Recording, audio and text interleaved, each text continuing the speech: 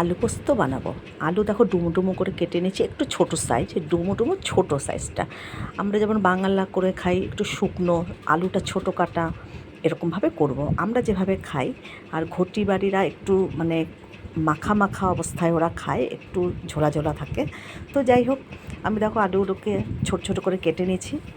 আর পেঁয়াজ একটু ইচ্ছে করলো দিতে, পেঁয়াজ কুচিয়ে নিয়েছি। আবার কখনো কখনো পেঁয়াজ ছাড়াও করি। তো যাই হোক, পোস্ত অনেকটা নিয়ে একটু ভিজিয়ে রেখেছি। আর 3টে কাঁচা লঙ্কা এবার মিক্সার জারে দিয়ে দিচ্ছি।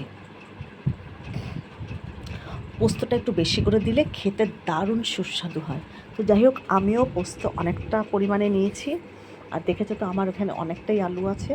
তো যাই হোক, এবার একটা মিহি পেস্ট করে নিচ্ছি পোস্ত কাঁচা লঙ্কা। এই দেখো মিহি পেস্ট করে নিলাম। এবার একটা কড়াই বসিয়ে দিয়েছি। কড়াইয়ে একটু বেশি করে আমি তেল দেবো। কড়াইটা খুব ভালো করে গরম করে নিতে হবে আগে। তারপরে কালো জিরে, একটা শুকনো লঙ্কা ফোড়ন দেবো। আমাদের একটু কালো জিরে ফোড়ন দিলে শুকনো লঙ্কা দিয়ে খুব ভালো লাগে খেতে, তার একটা আলাদাই গন্ধ হয়। তো যাই হোক, আর পোস্তটা বানাবো আমি একদম শুকনো শুকনো, আমরা বাঙালরা যেভাবে খাই। তো যাই হোক, ফোড়নটা একটু ভাজা ভাজা হলে আলুগুলো এর মধ্যে দিয়ে দেবো। আর আলুটা দিয়ে একটু লালচে লালচে করে ভেজে নেব। দেখো আলুগুলো কিন্তু আমি ছোটো ছোটো করে কেটেছি। এই যে, এবার পরিমাণ মতন কিন্তু নুন দিয়ে দেবো। পরিমাণ মতন নুন দিয়ে আলুটাকে একটু লালচে লালচে করে ভেজে নেব। আর খুব বেশি দেখো সময়ও লাগবে না। এইভাবে তোমরা একটু শুকনো শুকনো করে পেঁয়াজ দিয়ে খেয়ে দেখবে, দারুণ লাগে। আলুটা একটু ভাজা ভাজা হয়ে গেলে পরে এর মধ্যে আমি পেঁয়াজগুলো দিয়ে দেবো।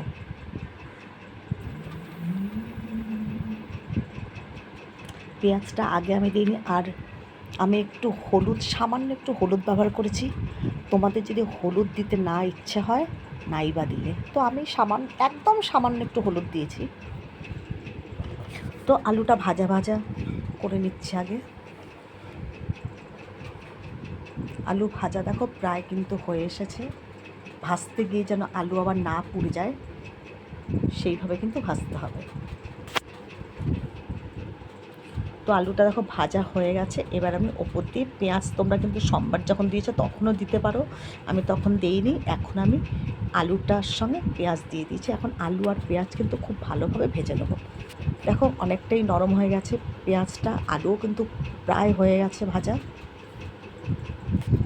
আরেকটু নাড়িয়ে চাড়িয়ে আরেকটু ভাজা ভাজা করে তারপরে এর মধ্যে বেটে রাখা পোস্ত দিয়ে দেবো। আর পোস্ত দেওয়ার পরে কিন্তু আমি এর মধ্যে জল কিন্তু আলাদা করে ব্যবহার করবো না, জাস্ট জারটা ধুয়ে 2 চামচ জল দেবো। দেখো সামান্য একটু আমি চিনি দিয়ে দিলাম।